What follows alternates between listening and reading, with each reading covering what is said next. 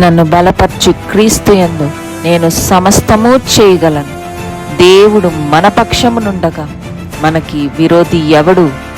ఆమేన్, ఆమేన్. సియోనును ఓదార్చును, యెరూషలేమును ఆయన ఈకను కోరుకొనును.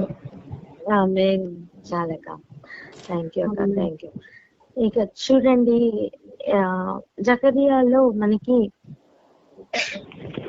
మరి ఎక్కువ ఇన్ఫర్మేషన్ దొరుకుతుందండి.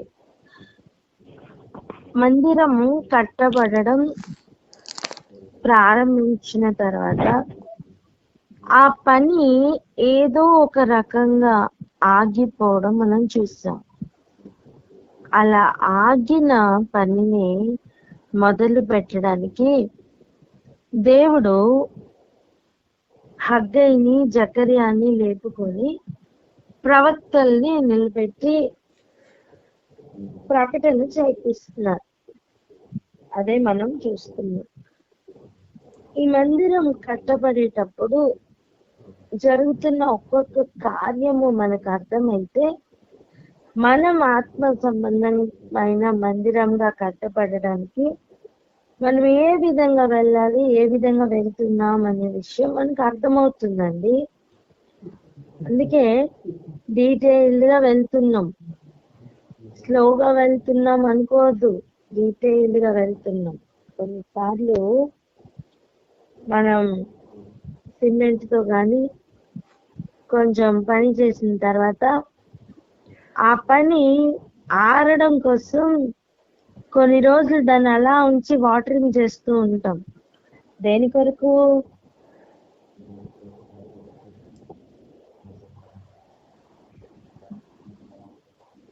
స్ట్రాంగ్ అవడానికి,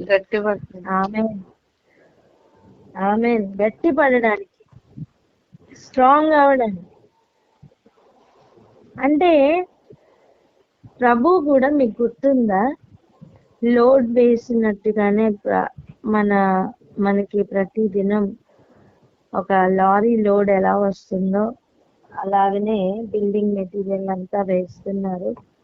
జ్ఞానవంతురాలు తన ఇల్లు కట్టుకుంటుంది అని మనం నేర్చుకున్నాం. ఇప్పుడు అలాగనే ప్రతి ఏరియాలోని ఆ వాక్యముతో ఇప్పుడు మనం కట్టుకుంటున్న ఒక్కొక్క ఇటుక లేదా ఒక్కొక్క రాయితో ఇంకొక రాయి ఆ మధ్యలో ఉన్న సిమెంట్ గట్టిపడే సమయం. ఆమేన్. అందుకే దేవుడు కొంచెం టైం ఇస్తున్నారు. ఈ టైంలో ఏం చేయాలో తెలుసా? పక్కన రాయితో బంధం గట్టి పడుతూ ఇంకా ఆత్మ సంబంధమైన ఆసక్తితోనూ మేలులతోనూ నింపబడుతూ ప్రయాణం ముందు కొనసాగించే సమయం. ఆమేన్.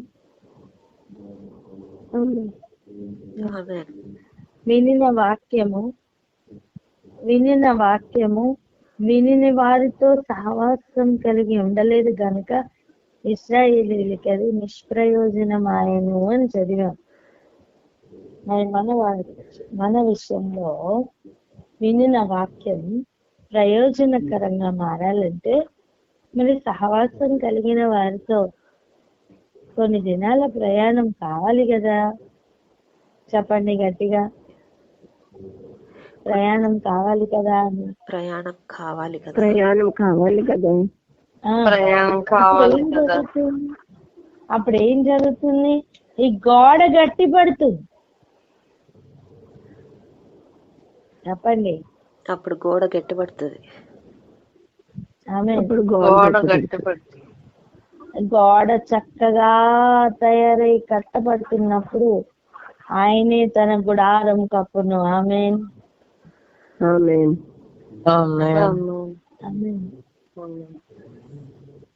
ఆత్మ సంబంధమైన మందిరంగా కూడా కట్టబడుతున్నప్పుడు ఇదిగో నువ్వు ఎక్కడ ఆగావో లేదా నీ స్థితి ఎక్కడ ఆగిందో ఈరోజు ఒక ప్రార్థన చేద్దాం. ఏమనంటే, దేవా, ఏ ఫైల్ ఎక్కడ ఆగిందో అది ఈరోజు మూవ్ అవును గాక. ఆమేన్.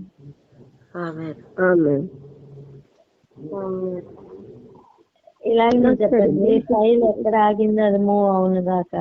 ఏ ఫైల్ ఎక్కడ ఆగిందో ఫైల్ అది ఎక్కడ అవును కాక. ఫైల్ ఎక్కడ ఆగిందో అది మూవ్ అవును కాక. ఫైల్ ఎక్కడ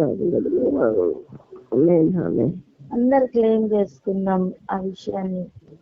అంటే కట్టబడడానికి ఎక్కడెక్కడ ఏ ఏ పరిస్థితుల్లో ఏ ఏ ఏ విషయాల్లో ఎక్కడెక్కడ ఏమేమి ఆగేయో అవన్నిట్లోని కదలికలు వచ్చును గాక. ఆమె ఆమేన్.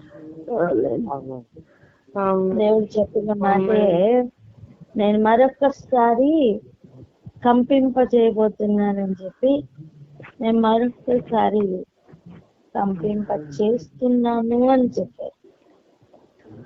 కంపింప చేస్తున్నారు అంటే పరిస్థితులు అన్నిట్లోని కదలికలు వస్తున్నాయని అర్థం. ఆమేన్. ఆమేన్.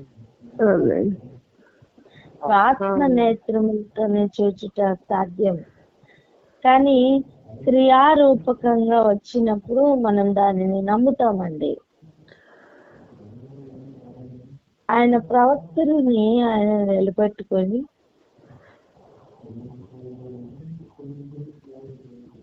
కొన్ని విషయాలను చెప్తున్నట్లుగా మనం చూస్తున్నాం.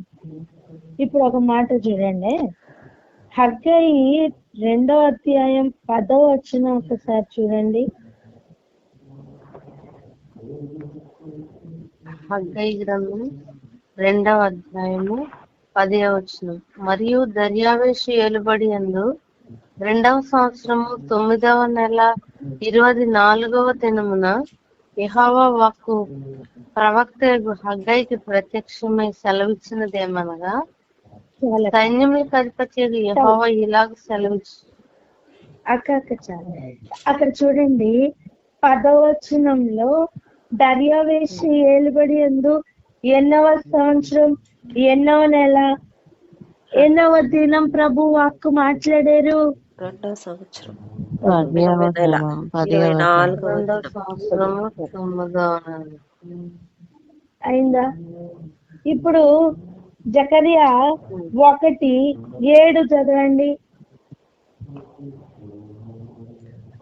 జకర్యా గ్రంథం 1వ అధ్యాయం 7వ వచనం. మరియు దర్యావేషు ఏలుబడి యందు 2వ సంవత్సరము సెబాటు అను 11వ నెల 24వ దినమున యెహోవా వాక్కు ప్రవక్త ఇప్పుడు హగ్గయి 2:20 వచ్చిన ఒకసారి చదవండి. 20 2.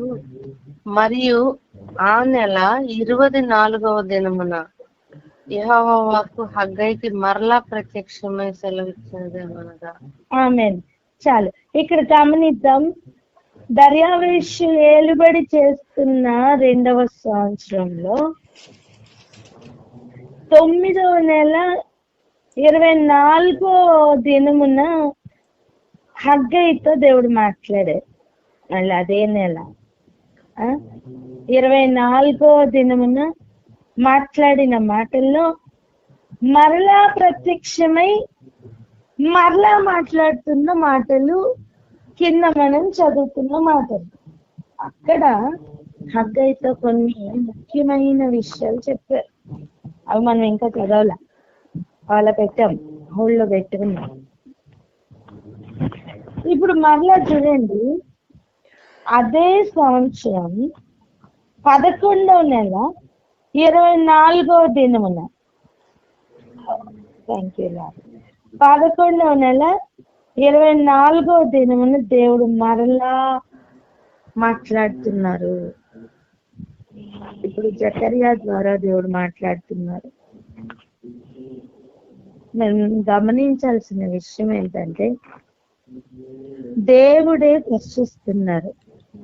వీళ్ళు మొర ఎక్కువగా ఆ దినం ఈ దినం అని పెట్టినట్టుగా చూస్తున్నామా? దేవుడే దర్శిస్తున్నట్టుగా చూస్తున్నామా? చెప్పండి. దేవుడే దర్శిస్తున్నాడు. దేవుడే దర్శిస్తున్నట్టుగా చూస్తున్నాం.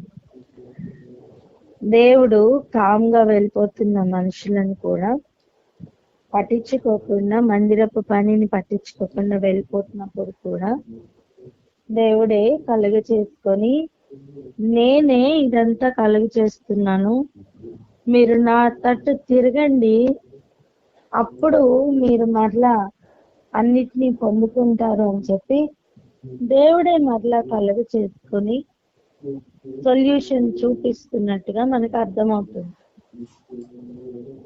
మరలా ప్రతి నెల కూడా ఆయన ఆసక్తి కలిగి పని చేస్తున్నట్టుగా చూస్తున్నాం.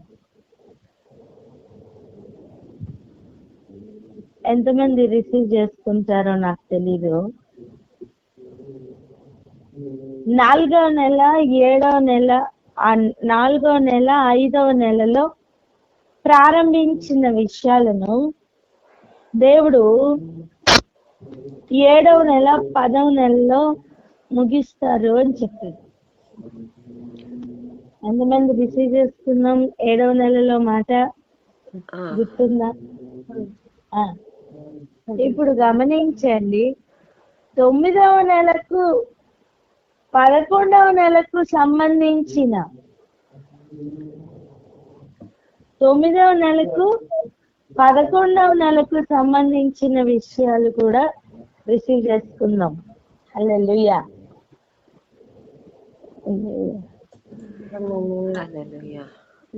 దీనిలో కొన్ని కార్యాలు జరగబోతున్నాయి.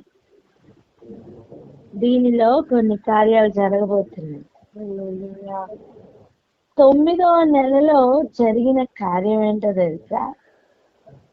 ఆ 24వ దినమున యెహోవా వాక్కు మరలా హగ్గయికి ప్రత్యక్షమే చెప్పింది ఏంటంటే, నువ్వు డైరెక్ట్ గా జెరుబ్బాబెలుతో ఇలా జెరుబ్బాబెలుతో ఏమని చెప్పమంటున్నారు? ఆకాశమును భూమిని నేను కంపింప చేయుచున్నాను, రాజ్యముల సింహాసనములను నేను కింద పడవేతును. హలో, కొన్ని సింహాసనాలు కదలబోతున్నాయి, కొన్ని ఫైల్స్ కదలబోతున్నాయి,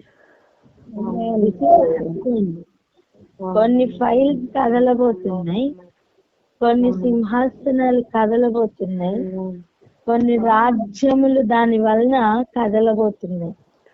ఇది జరిగినప్పుడు చూచి నమ్మండి. ప్రవక్తలు ఎల్లకాలం అంతా ఏముండరు. ఒక మాట చదవండి,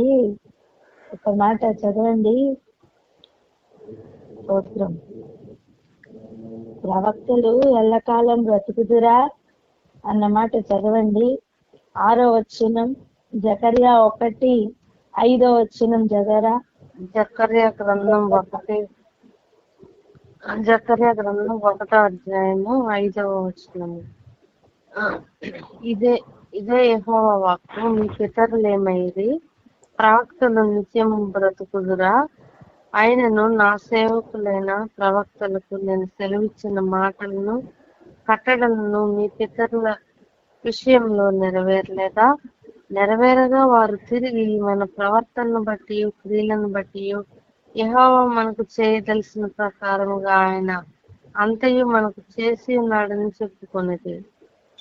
అదే మీ పితరుల విషయం ఏమైందో ఒకసారి ఆలోచన చేసుకోండి అని ప్రభు చెప్తున్నారండి. ఇంతకీ ఈ మాటలు ఏ నెలలో తెలుసా? 1వ వచనం.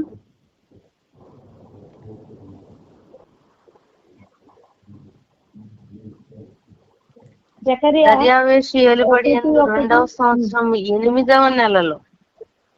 అదే, హల్లెలూయా. జకర్యా గ్రంథం 1వ అధ్యాయం 1వ వచనం. దర్యావేషు ఏలుబడి 2వ సంవత్సరం 8వ నెలలో. 8వ నెలలో ఉన్నాం. ఇప్పుడు మనం ఏ నెలలో ఉన్నామండి? 8వ నెలలో ఉన్నాం. 8వ నెలలో. ఒకటి చెప్తాను చూడండి, యూదుల క్యాలెండర్ ప్రకారం అయితే మనకి వారికి ఒక 2-3 నెలలు తేడా ఉంటుంది. కానీ మనము ఇదే జకర్యా గ్రంథంలో దేవుడు మనకి గడిచిన సంవత్సరాల్లో ఇచ్చిన ఒక నడిపింపుని బట్టి 4వ నెల, 5వ నెల, 7వ నెల, 10వ నెల ఉపవాసాలు మనం ఉంటున్నాం. కానీ ఈ సంవత్సరం ప్రభు ప్రత్యేకంగా నడిపిస్తున్న సంవత్సరమే. కాదు అని ఎవరైనా చెప్పగలరా?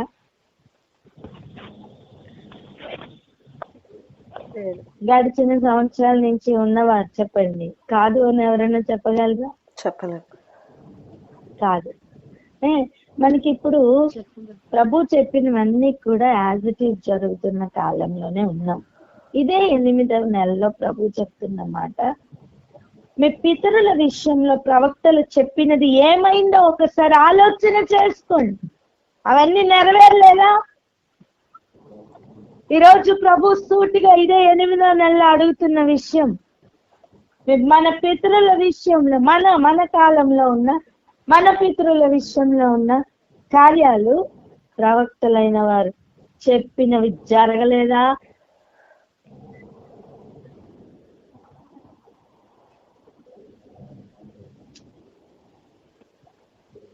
చెప్పండి, జరగలేదా?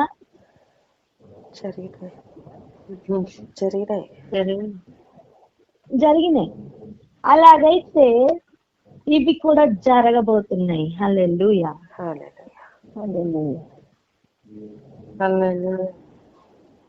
ప్రవచన వాక్కులను రిసీవ్ చేసుకోవడానికి అందుకే దేవుడు గోడని గట్టిపరిచేది. హల్లెలూయా. గోడని గట్టిపరిచేది దాని కొరకే. ఆశపడి కనిపెట్టుకుంటున్న వారు దానిని దక్కించుకుందురుగాక.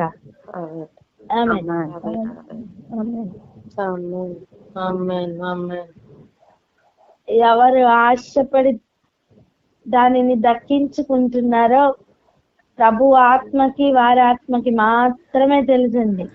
ఆమేన్. బ్యాంకులోకి వెళ్తాం. బ్యాంకులోకి వెళ్ళినప్పుడు అందరు లైన్ లో నించుంటాం. క్యాషియర్ దగ్గర ఒక్కొక్కరు ఒక్కొక్క రిక్వెస్ట్ లెటర్ రాసుకుని నించుంటారు. ఎవరెంత తీసుకున్నారో పక్క వాళ్ళకి తెలుసా? తెలీదు. ఎవరి లెటర్ బట్టి, ఎవరి ఎలిజిబిలిటీ బట్టి వాళ్ళు తీసుకుంటూనే వెళ్ళిపోతూ ఉంటారు.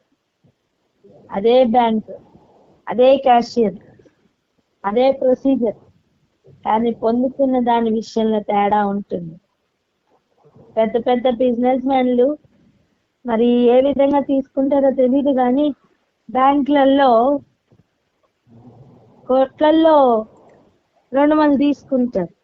అదే విషయం 1,00,000 రూపాయల కొరకు నించుంటున్న ఒక డ్వాక్రా గ్రూపులు కూడా ఉంటాయి. అవునా? అవునా? అవునా కాదా? చెప్పండి. అలాగనే ఈరోజు రిసీవ్ చేసుకుంటున్న వాళ్ళ ఆశను బట్టి, వాళ్ళ అప్లికేషన్ బట్టి ఫైల్ మూవ్ అవుతుంది, వాళ్ళు రిసీవ్ చేసుకుంటారు. ఆమేన్. మనం రిసీవ్ చేసుకున్న దాన్ని బట్టి జరగబోతుంది. ఆమేన్. ఇక చూడండి, 8వ నెలలో ప్రభు జ్ఞాపకం చేస్తున్నమాట ఒక్కసారి జ్ఞాపకం చేసుకుని పితరుల విషయంలో చెప్పబడిన ప్రవక్తల మాటలు నెరవేరినాయో లేదో జ్ఞాపకం చేసుకోండి. 9వ నెలలో దేవుడు ప్రత్యక్షమై జెరుబ్బాబేలు ఆత్మతో నడుస్తున్న లేదా అదే అధికారంతో నడుస్తున్న వారితో దేవుడు సూటిగా చెప్తున్న మాటలు, రాజ్యముల సింహాసనములు కదలబోతున్నాయి, దేవుడు కింద పడవేయబోతున్నారు. ఆమేన్.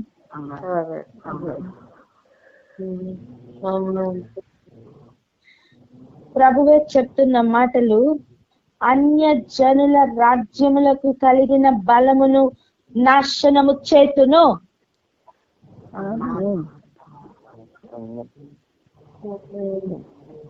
దీన్ని పలకండి.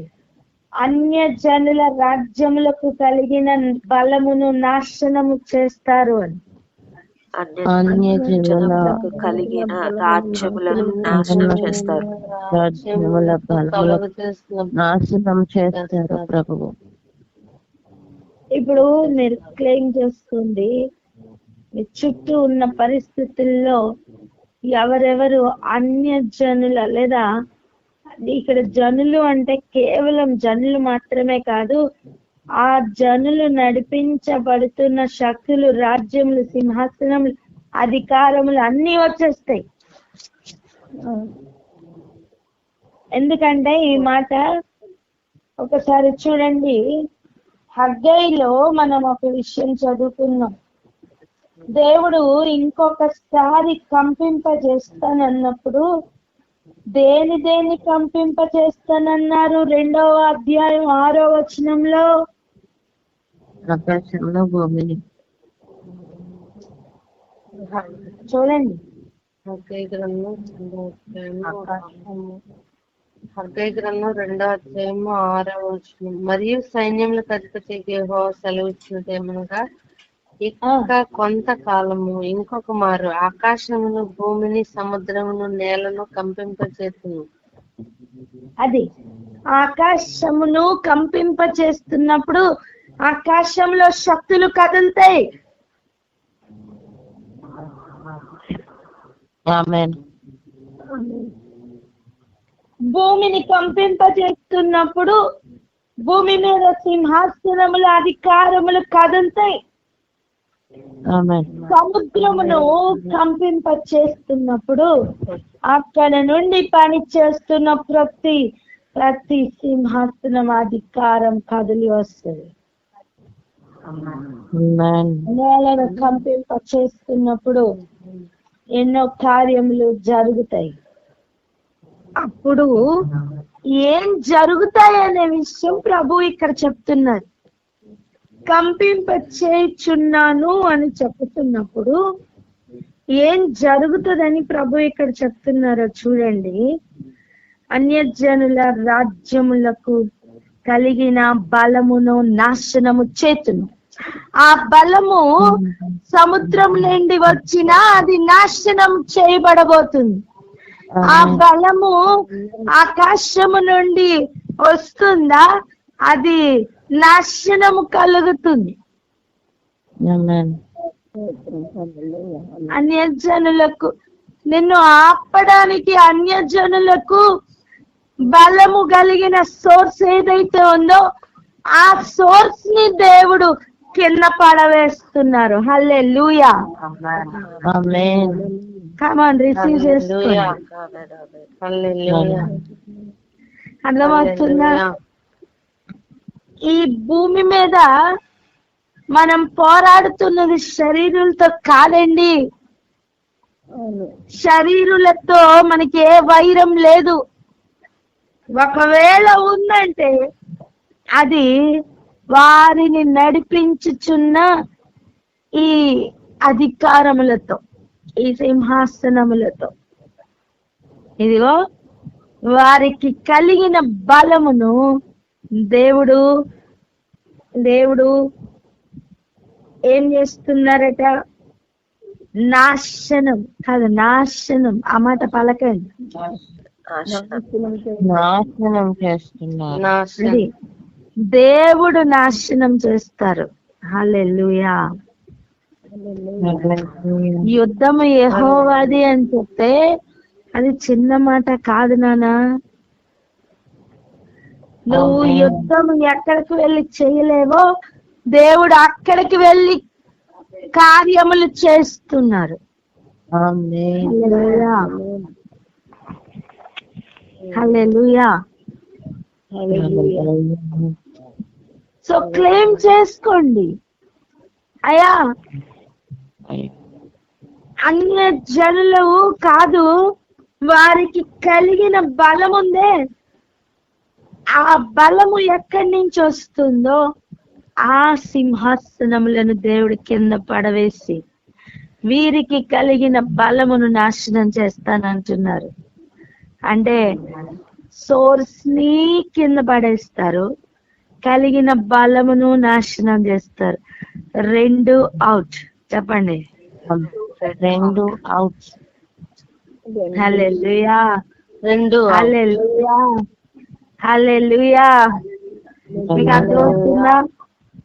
ఒక ఎగ్జాంపుల్ చెప్తా చూడండి.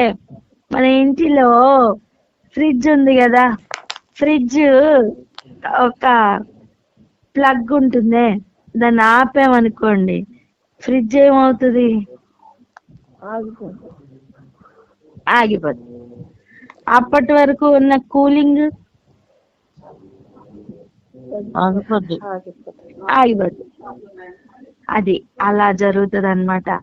ఈ సింహాసనములు, ఈ రాజ్యముల యొక్క సింహాసనముల దగ్గర నుండి ఈ అన్యజనులు అంటే ఆపడానికి ప్రయత్నం చేస్తున్న అన్యజనులకి కంటిన్యూస్ గా ఒక ఎనర్జీ వస్తుంది, దాని పేరే బలం. ఓకే, ఇప్పుడు ప్రభు ఏమంటున్నారంటే ఆ సింహాసనములను కింద పడవేతును, ఆ స్విచ్ బోర్డులన్నీ నాశనం చేస్తానంటున్నారు. ఓకే, అప్పుడు ఏం జరుగుతుందంటే వీరికి సప్లై ఆగిపోతుంది. చెప్పండి, వీళ్ళకి పవర్ సప్లై ఆగిపోద్ది అని చెప్పండి అమ్మ.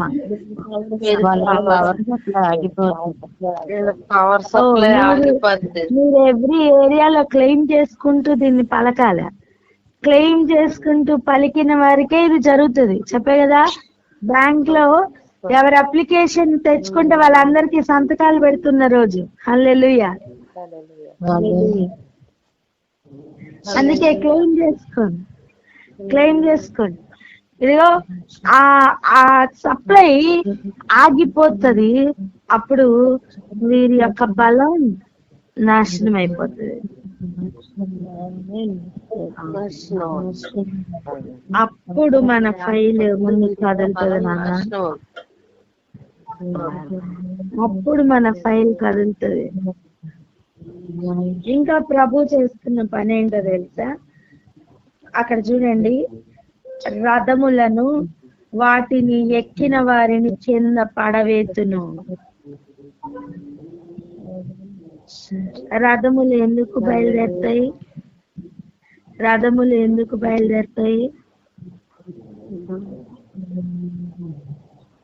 రథములు ఎక్కువగా ఎందుకు బయలుదేరుతాయి? యుద్ధమునకే బయలుదేరుతాయి. కాలు దూతున్న ఈ రథములకు దేవుడు చేస్తున్న కార్యం, గుర్రములను, రౌతులను ఒకరి ఖడ్గము చేత ఒకరు కూలుదురు.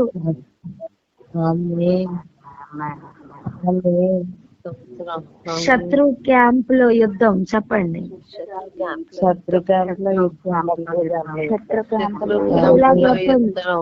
ఇప్పుడు ఇలా చెప్పండి, శత్రువుల క్యాంప్ లో యుద్ధం అని చెప్పండి. శత్రువుల క్యాంప్ లో యుద్ధం. ఇప్పుడు ఇంకా గట్టిగా క్లెయిమ్ చేయండి, శత్రువుల క్యాంపులో యుద్ధములు అని. శత్రువుల క్యాంపులో యుద్ధములు. ఆమేన్. ఒకరిని ఒకరు పొడుచుకుని వాళ్ళే కూలిపోతారు. హల్లెలూయా.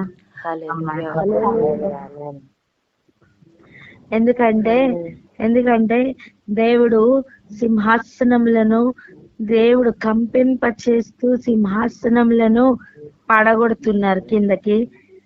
అన్యజనులు ఏ బలమైతే సోర్స్ గా తీసుకొని వారు ఎంతవరకు కార్యములు చేశారో వారందరి బలం నాశనం అవుతుంది. దారిలో ఉన్న రథములు, వాటిని ఎక్కిన వారు అందరూ కూడా కూలిపోతారు. ఎందుకు తెలుసా? దేవుడు వారిని కింద పడవేయడమే కాదు, ఒకరినొకరు పొడుచుకొని ఒకరొకరు కూలిపోతారు. ఇవన్నీ జరగబోతున్నాయి. ఇవన్నీ జరుగుతున్న సమయమే నా సేవకుడు అయిన షయల్తీయేలు కుమారుడు అయిన జెరుబ్బాబెలు, నేను నిన్ను ఏర్పరచుకుని ఉన్నాను గనుక ఆ దినమున, ఏ దినమున మీరందరూ కూలిపోతున్న దినమున, ఏ దినమున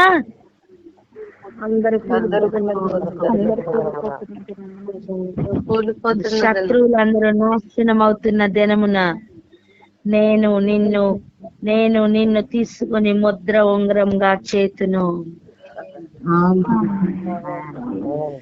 ఇదే సైన్యములకు అధిపతి అయిన సైన్యములకు అధిపతి అయిన యెహోవా అనే నామంలో బయలుదేరితేనే అక్కడ యుద్ధములు ఉన్నాయని నేర్చుకున్నాం కదా. రోజు కొంచెం కొంచెం కొంచెం కొంచెం నేర్పించింది ప్రభు. దేనికో తెలుసా? ఈ దినం అన్ని అర్థం అవడానికి. ఆమేన్. ఇక అర్థమైన నువ్వు నేను కామ్గా ఉండకూడదు. ఇది జరిగేంత వరకు ఎదురు చూడాలి. వాగ్దానం అనేది దేవుడు ఇచ్చారంటే దాని కొరకు ఆశ పెట్టుకున్న వారికే దక్కుతుంది. ఇదిగో నువ్వు ఒక రోజు అప్లికేషన్ పెట్టుకున్నావే,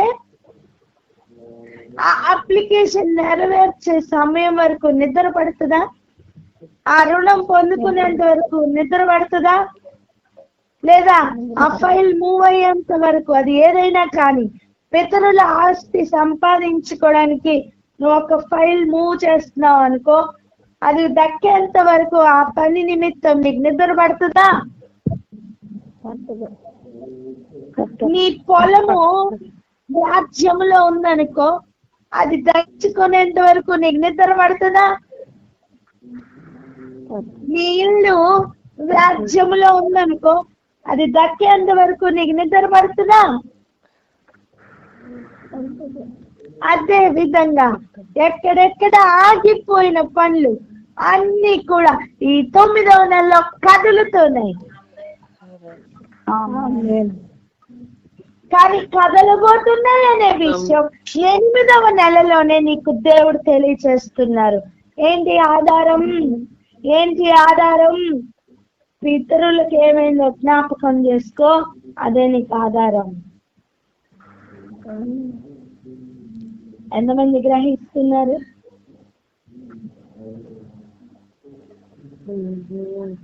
గ్రహిస్తున్న వారు ప్రార్థనలో పాల్గొనండి.